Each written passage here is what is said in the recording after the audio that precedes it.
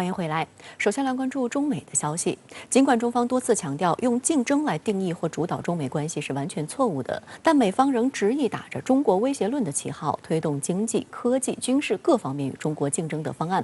美国参议院周四结束了对2021年美国创新与竞争法的辩论，推动该议案进入最后通过步骤。法案旨在与中国进行科技竞争，而美国国防部还将以加强发展核武等抗衡中俄为由，向国会提交一份高达7150亿预算提案。中国外交部周五表示，大肆渲染所谓中国威胁，挑动中美脱钩和对抗，不得人心。中方的目标从来不是超越或者取代美国，不是为了跟美国搞你输我赢的竞争，而是不断超越自我，成为更好的中国。周四，美国会参议院以68比30的投票结果结束了对2021年美国创新与竞争法的辩论。该项立法距离最终投票更近了一步。由于参议院下周即将休会，美国会参议院多数党领袖舒默希望本周能够尽速通过此法。此外，法案还必须在众议院获得通过，才能送交白宫，由拜登签署成法。这项法案授权拨款约1900亿美元，其中授权1200亿美元用于高科技研究，还有540亿美元则会用于加强美国半导体产业发展。美国希望利用这笔资金，把全球最先进的芯片工厂带到本国，比如台积电和三星电子的技术。据路透社消息，这项法案中的部分修正案内容要求确保这些资金不会流向中国或其他美国的竞争对手。有参议员甚至提出对美国在华的任何投资进行审查，如按此执行，将打破数十年来美国只审查入境投资而不审查出境投资的规定。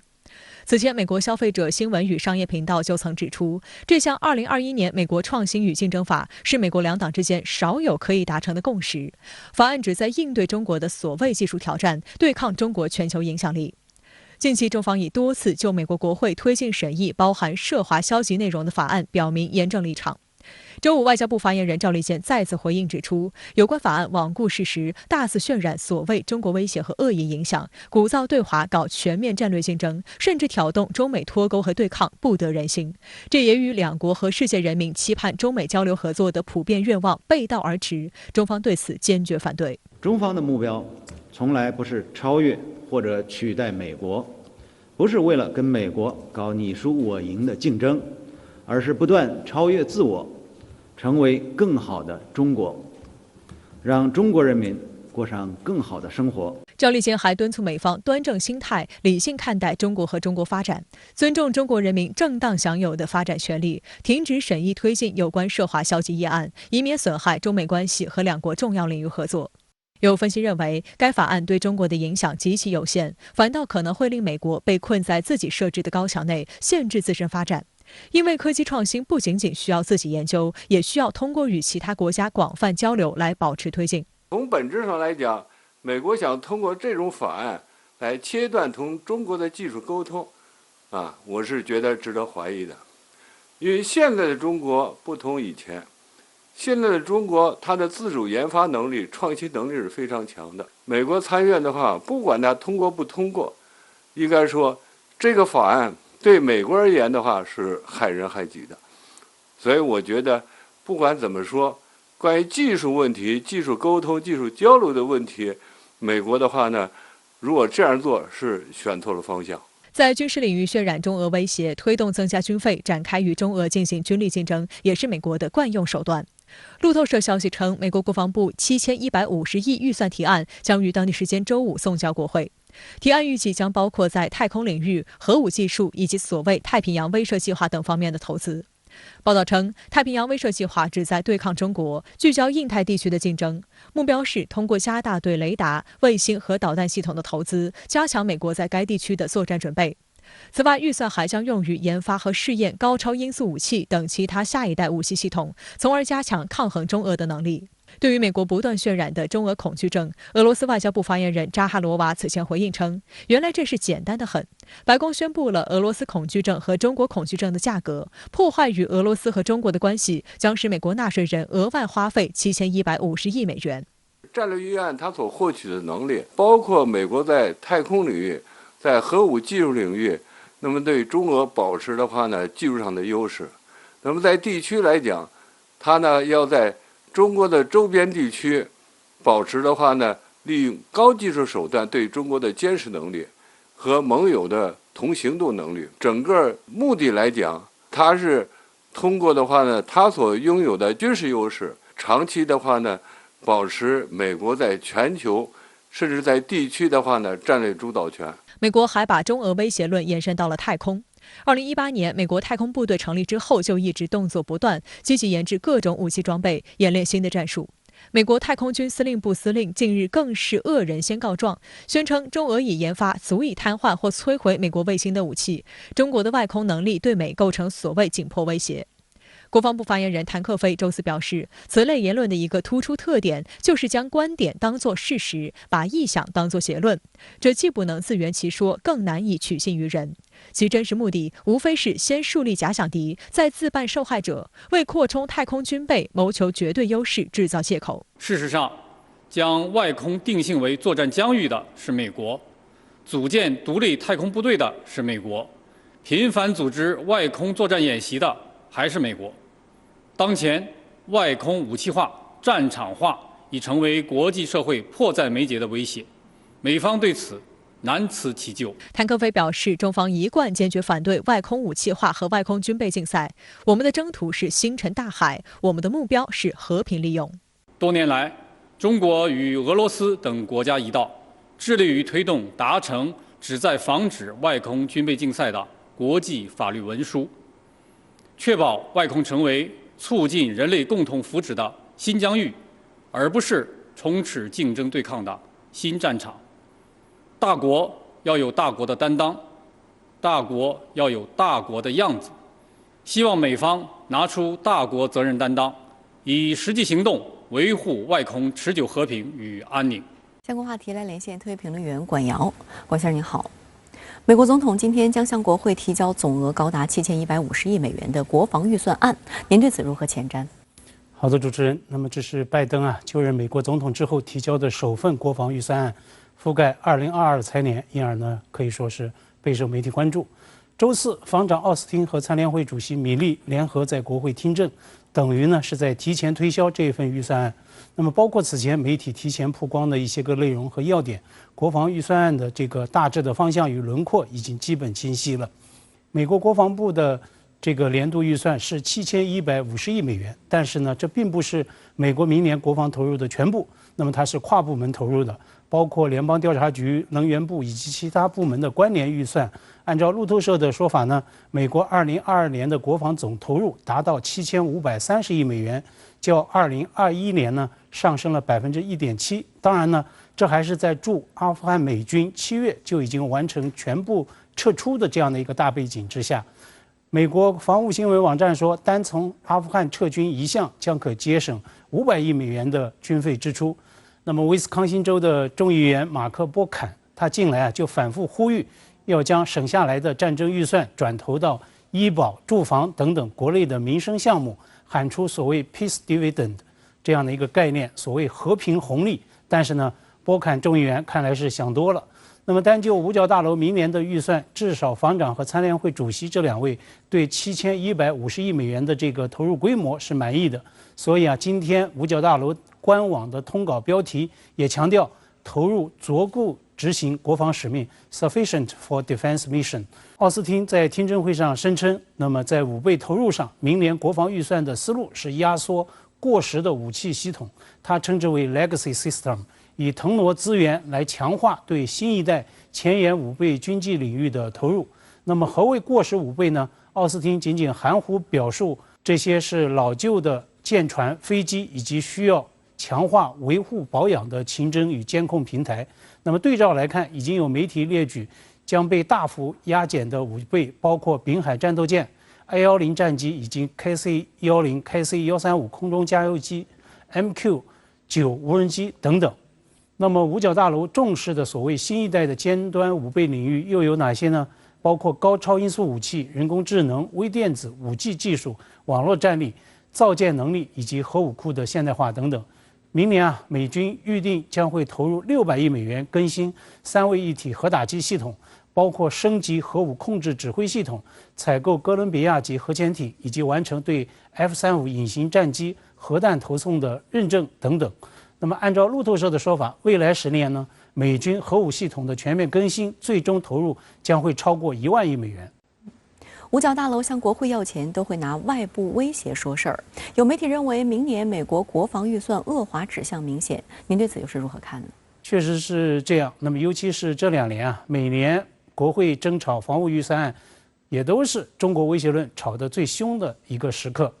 那么米利他在听证会上直接点名中国，扬言呢，如果美军不在尖端武备、尖端科技上大举投入，那么就会显著落后那些已经在投入积累的国家。米利声称，中国在所有的尖端领域都在大幅投资，我们呢绝对有必要这么做。明年预算案是这么做的，而且呢，美国要持续的投入很多年。米利就反复强调，投入尖端技术对美国国防至关重要。美国国防预算案长达4000页，在国会听证啊，从来都是吵翻天。比如呢，五角大楼计划要削减相关的装备，那么肯定会有代表军火商利益的议员跳出来发难。防务新闻网站昨天的一个标题很有意思，叫 Pentagon budget will shake up legacy systems. Lawmakers are shaking back. 五角大楼要颠覆过时的战备系统，但是呢，议员们要跳出来反颠覆了。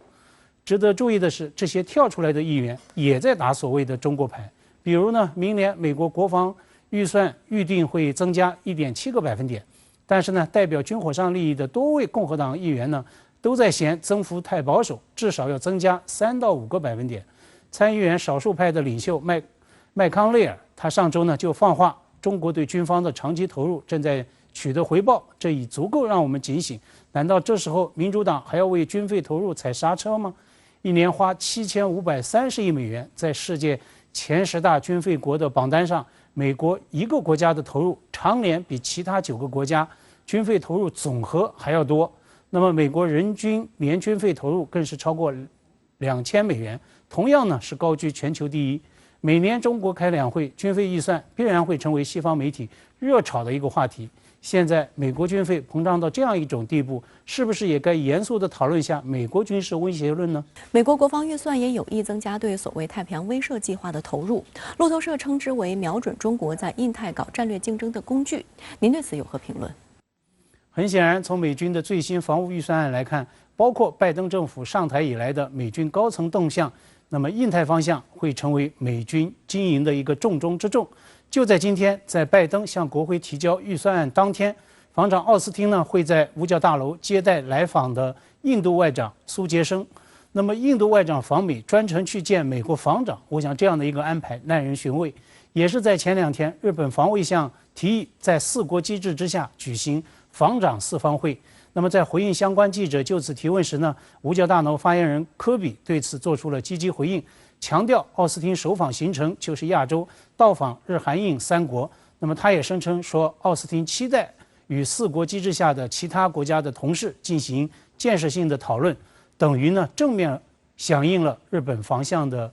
提议。那么在今天和苏杰生的会晤中，4国防长会的话题会不会提出来，值得密切关注。拜登上台之后一直高喊美国回来了，一直高喊要强化同盟体系，那么印太方向的4国机制乃至这一机制下的防务互动一定会成为美方发力经营的一个重点。那么这也意味着特朗普时代的遗产之一，所谓太平洋威慑计划也可能会被进一步的来坐实，它的目标指向性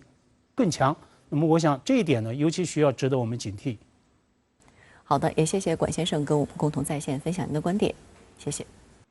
在世界卫生大会召开之际，所谓新冠病毒来源中国的阴谋论沉渣泛起。虽然世卫组织经过溯源研究已经得出结论，中国实验室泄露病毒极不可能，但美方执意借着新冠病毒起源问题对中国开启新一轮抹黑。美国代表在世卫大会上反复拿透明和独立性说事，试图施压世卫组织发起新一轮病毒溯源调查。美国总统拜登则下令美情报机构90天就要交出一份有关新冠病毒起源的新报告。美国不断炒作病毒来源中国，蓄意散布谣言，背后到底有何动机？来看看报道。周4，拜登对记者表示，他并不清楚病毒的来源，在90天的调查结束后，他会对外界公布结果。90-day review on where the origins of the coronavirus. If I knew that, I wouldn't ask for a 90-day review. I don't know. What can they get if they haven't found in the past year? Would you pledge to release the report in full after 90 days? Yes, that's unless there's something I'm unaware of.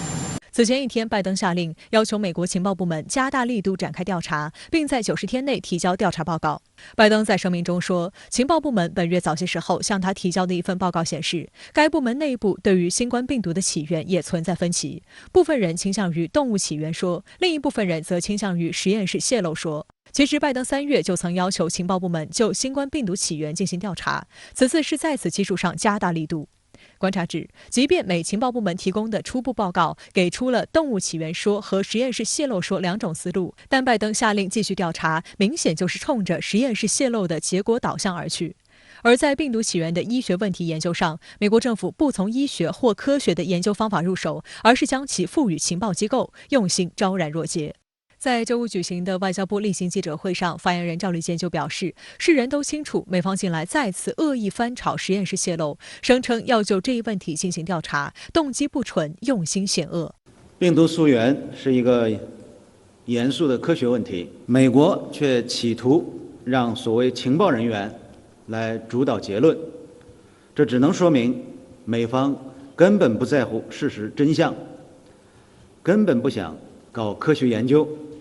只是一心玩弄政治，对他国甩锅推责。大家都知道啊，冷战结束之后，美国的情报部门在重大战略决策中间的一个很重要的一个传统或者说顾忌，就是情报政治化。所有情报的分析服务于特定政治需求。拜登应该将病毒溯源的问题交给专门的科学家来处理，而情报部门是美国政府的一个专门的机构，它是高度政治化的机构，这就意味着情报部门最终产生出来的结果一定是一个政治化的一种结果。值得注意的是，白宫发言人普萨基周四对外透露，除了情报机构直接参与新一波的调查，还有更多部门要协助调查。Not only what the IC had done, but also to expand the investigation for 90 days, add more components of the federal government, including our national labs and our health and medical expertise. So that's exactly what we did. So I would say it was just a process of declassifying. 白宫声称，新调查还将征询卫生医疗专家的意见，但这种征询意见有多大意义备受质疑。前段时间曾经坚定认为新冠病毒源自自然界而非来自实验室泄露的美国国家过敏症和传染病研究所所长福奇，也在美国共和党右翼参议员兰德保罗的施压下，一度说出我并不确信病毒来自大自然，我完全赞成对中国所发生的事情进行进一步调查。观察指，如今美国国内的一些政客正在绑架国内的科学家，强迫他们站队背书，在议会散播阴谋论，让科学问题沦为政治问题。正在召开的世卫大会上，美国代表带头提出所谓彻查新冠病毒源头的要求，让新冠病毒可能源于实验室再次成为媒体关注的焦点。周四，美国驻联合国日内瓦使团发表声明称，世卫组织在中国进行的初始调查不充分，也没有定论，呼吁进行第二阶段调查，包括到中国境内调查。对于这第二阶段调查，美方声明称要让独立专家获取中国的全部原始数据和样本。实际上，世卫官病溯源国际专家组早在今年1月至2月间，在武汉进行了溯源调查工作。世卫于3月底公布的报告中，已否定病毒从实验室泄露的说法。专家小组的结论是，冠病病毒可能来自蝙蝠，通过中间宿主或冷链产品传给人类，从实验室泄露的可能性极小。周二，在世卫大会上，中国代表就明确表示，在世卫组织的溯源研究中，中国的部分已经完成。中国支持科学家开展全球溯源合作。我们呼吁各方本着公开透明的态度，积极配合世卫组织开展源头溯源工作。中国外交部发言人赵立坚周四还喊话美方，也能像中国一样，立即同世卫组织开展联合溯源研究合作，接受国际调查。周五的记者会上，赵立坚还提醒，美国才是拥有世界上规模最大、数量最多的生物实验室的国家。德特里克堡生物基地发生泄漏事故的消息早已被媒体曝光。公开资料显示，德特里克堡居然与侵华日军731部队有着千丝万缕的联系。罪恶滔天的731部队负责人石井四郎还曾是德堡的生物武器顾问。我想问一问美方，美方何时对2019年7月弗吉尼亚州北部不明原因呼吸系统疾病和威斯康星州大规模电子烟疾病的详细情况作出说明呢？有没有意愿和勇气让世卫组织专家赴美国进行调查呢？拜登政府在对华政策处理中间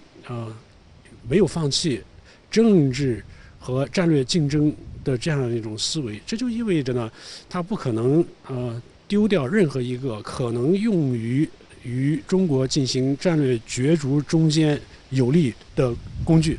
而疫情呢，在当前世界范围内影响的太广了，而且呢又非常的深，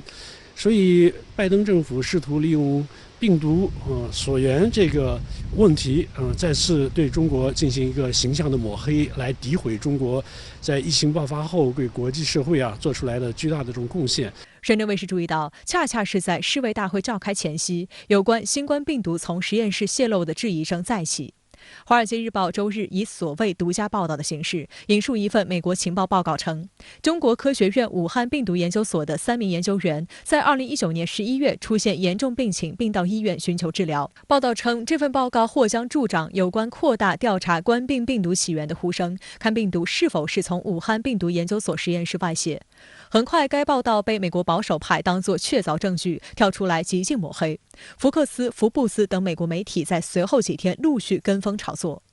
实际上，武汉病毒研究所早在3月23号就发布声明说，2019年12月30号前未接触过2019新型冠状病毒。迄今为止，该所职工和研究生保持零冠病感染。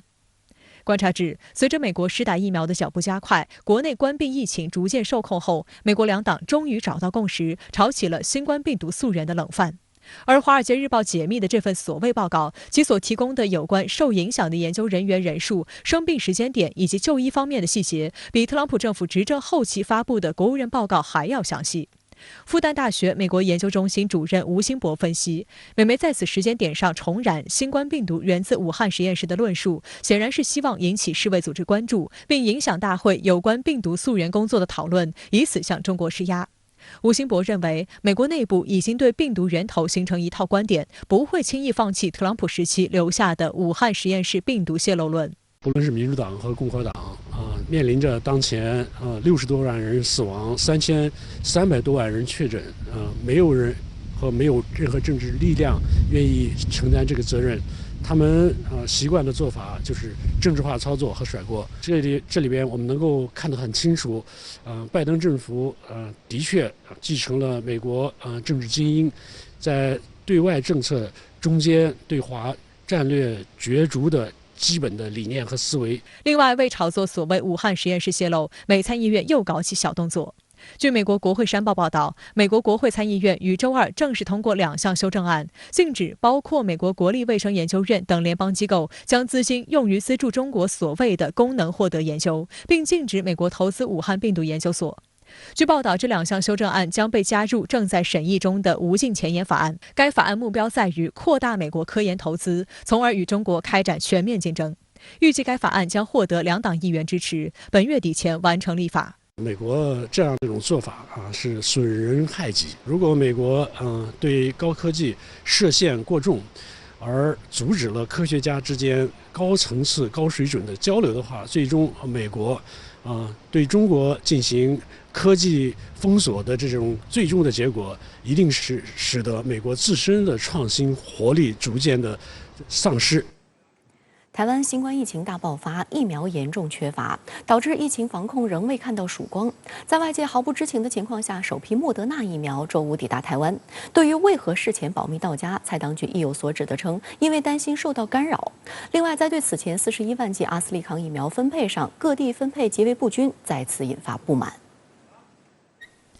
周五，台当局流行疫情指挥中心公布，岛内新增新冠确诊病例299例，其中本土病例297例，已连续14天新增确诊超100例。此外，还有258例校正回归本土病例，共计557例。另外，新增死亡病例19例，再创单日新高。疫情升温，死亡数字每天创新高，岛内民众心里的恐慌程度可想而知。周五下午，从美国购买的15万剂莫德纳疫苗抵达台湾，预计通过检验后于下周开打。由于事前保密措施非常严格，岛内民众事先并不知情。蔡当局为何事前如此保密，引发讨论。对此，蔡英文办公室发言人煞有介事地宣称，因为很多事情会受到阻挠，只能偷偷摸摸进行。这个很贸然的去公布什么时间点进了哪一个厂牌，进了多少剂疫苗的话，那就很容易受到干扰跟有相关的变数。更有民进党籍民意代表恶言相向，扬言遭到恶意打压。因为我们有一个坏邻居，这个坏邻居不断的用各种的方式要打压我们。事实上，在疫苗问题上，民进党当局不断进行政治操弄，试图以此甩锅大陆、推卸责任，甚至蔡英文本人带头说谎，污蔑大陆阻碍 BNT 疫苗售台。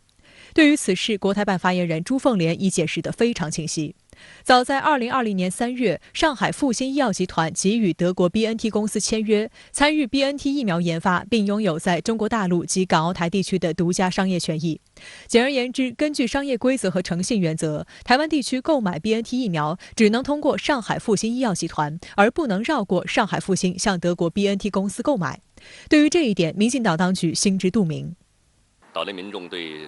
蔡当局的这种防疫的这种失当失效的一些举措的民愤会越来越大。我们看到，在疫情爆发之后，其实蔡当局一直是把疫情加以政治化，包括把疫苗政治化，把它这个事情，把疫苗和防疫这个问题本来是个科学的问题、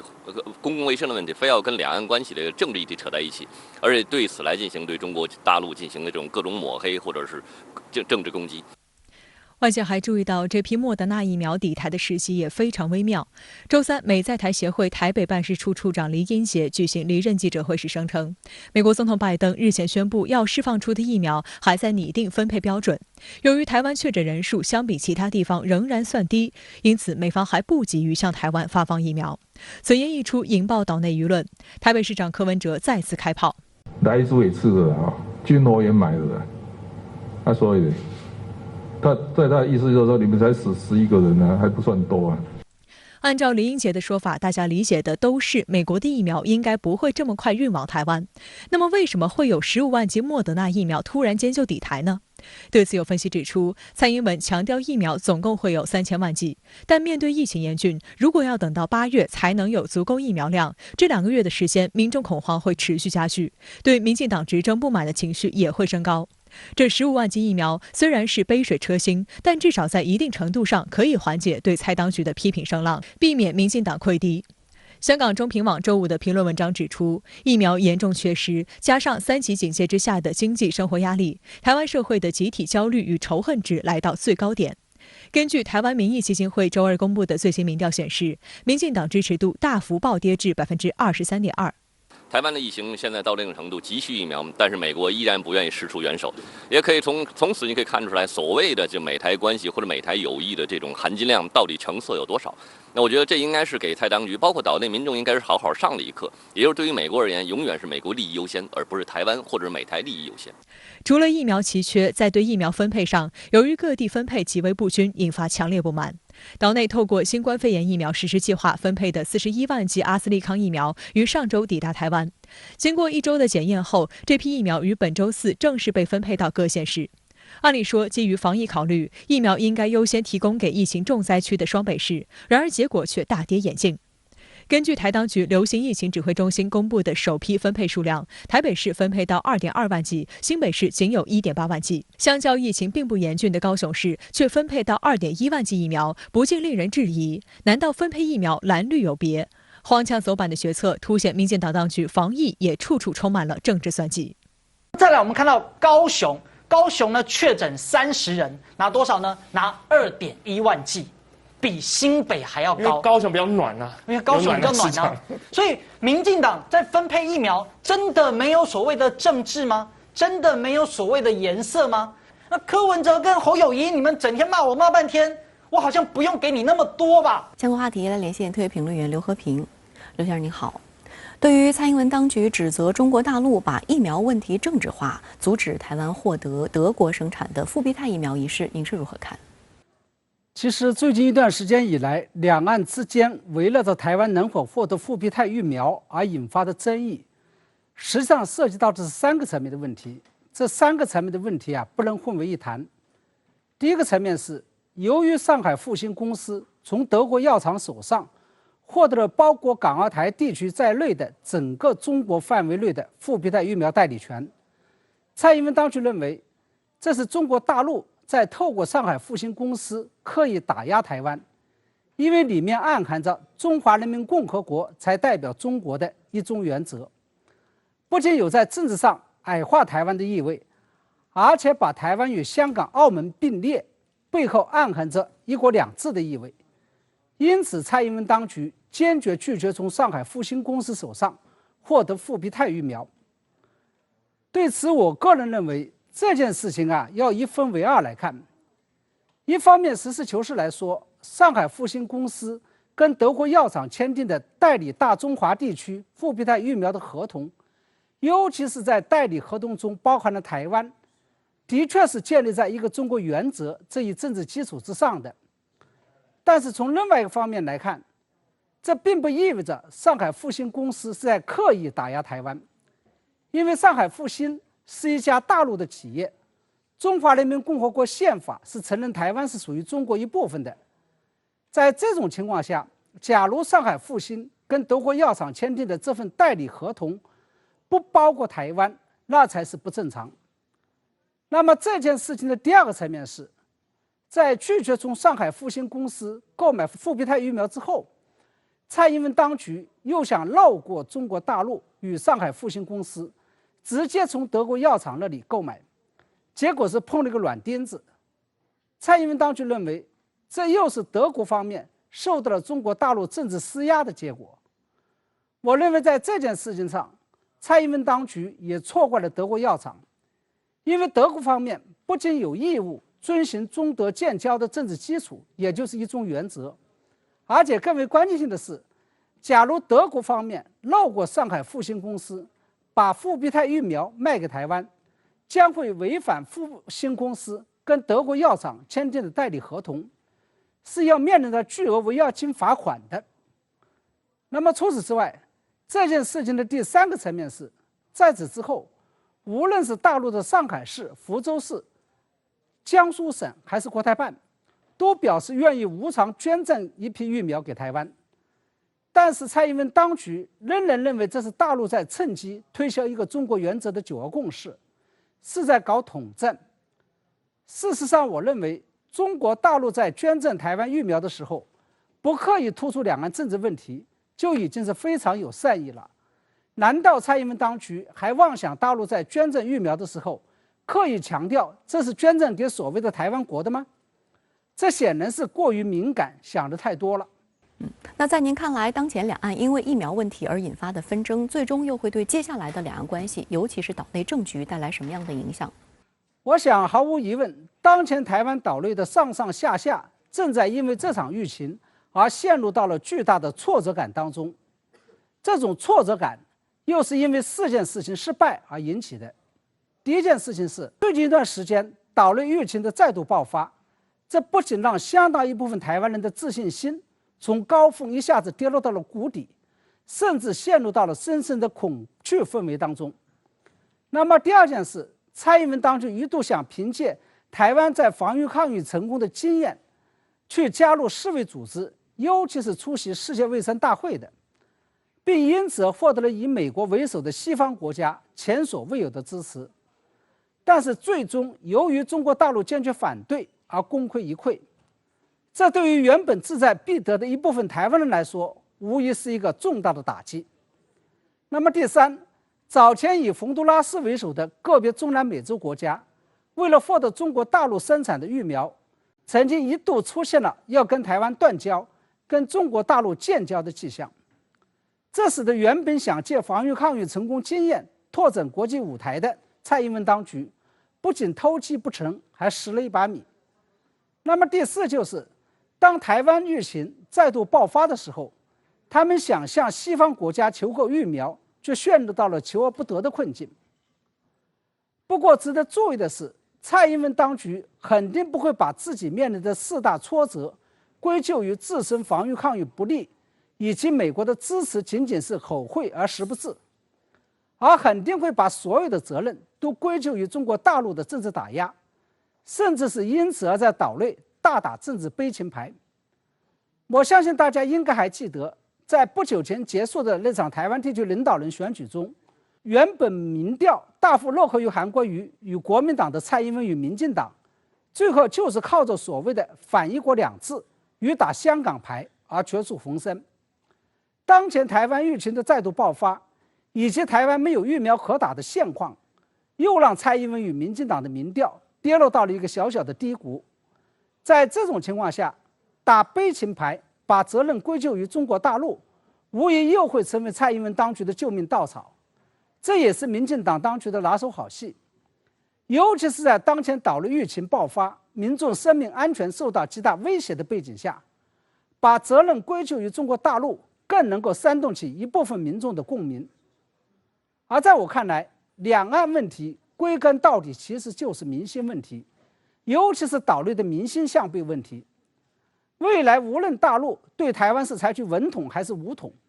最终都必须要落实到人心的统一问题上。所以对于中国大陆来说，眼下的当务之急就是要防止蔡英文当局把岛内疫情与疫苗问题的责任归咎于中国大陆，并因此而让自己的民望绝处逢生。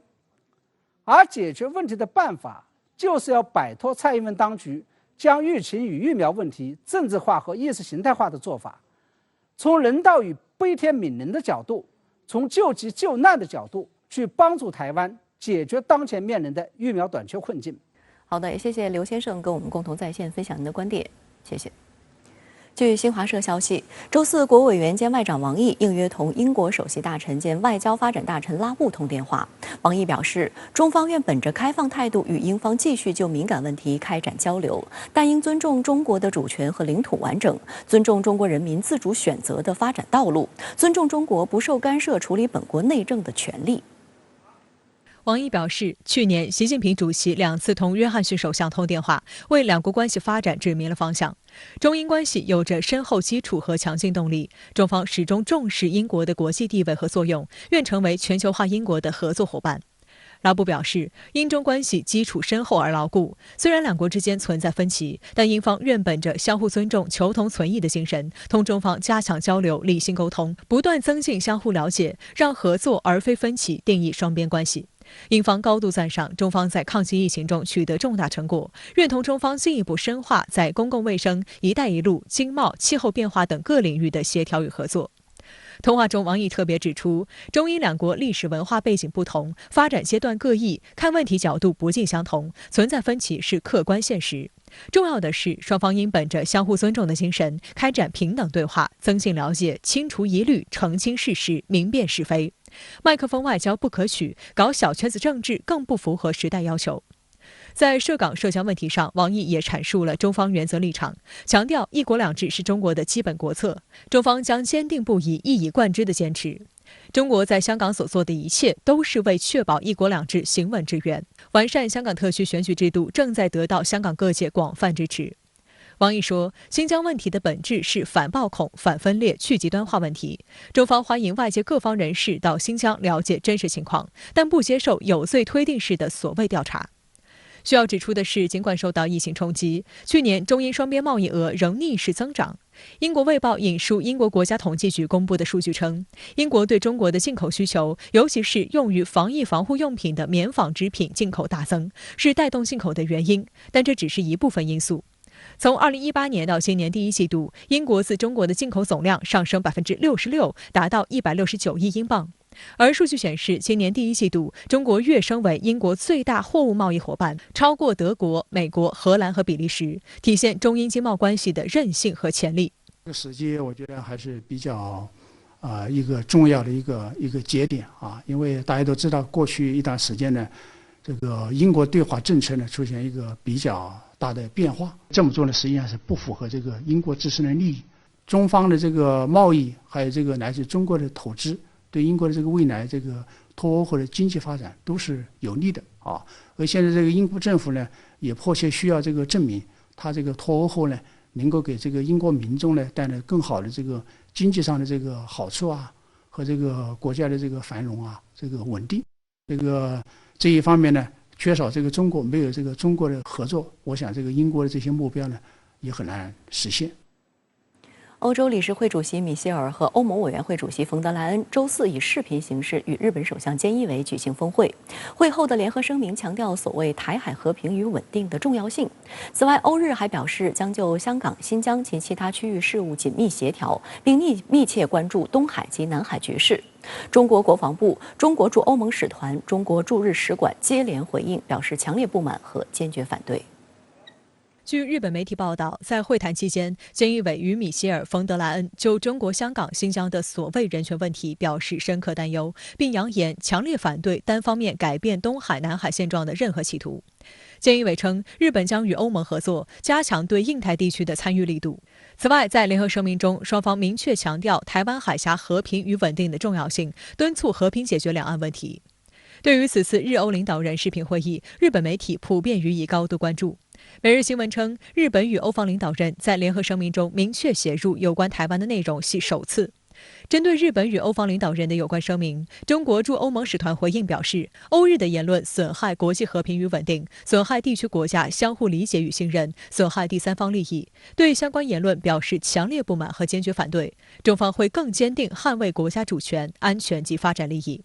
中国驻日使馆发言人也表示，日欧间开展对话合作不应针对第三方或损害第三方利益，不应损害地区和平稳定。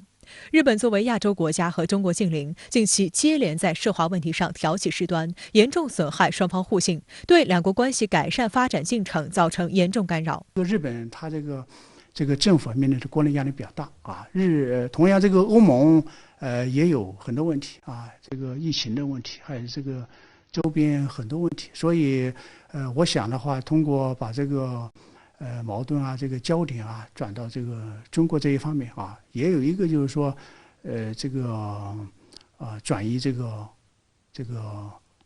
内部问题啊，这个考虑在里头啊，这个转移这个民众的这个关注焦点。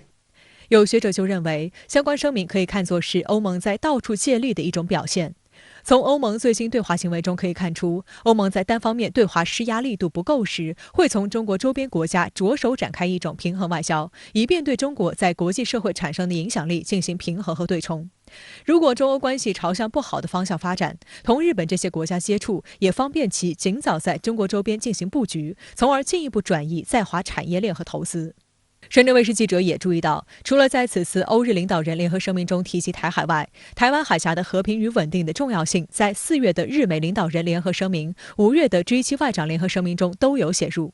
此外，日前曝光的日本2021年版防卫白皮书草案，也首次写入台湾局势稳定对于日本安全保障和国际社会稳定十分重要的内容。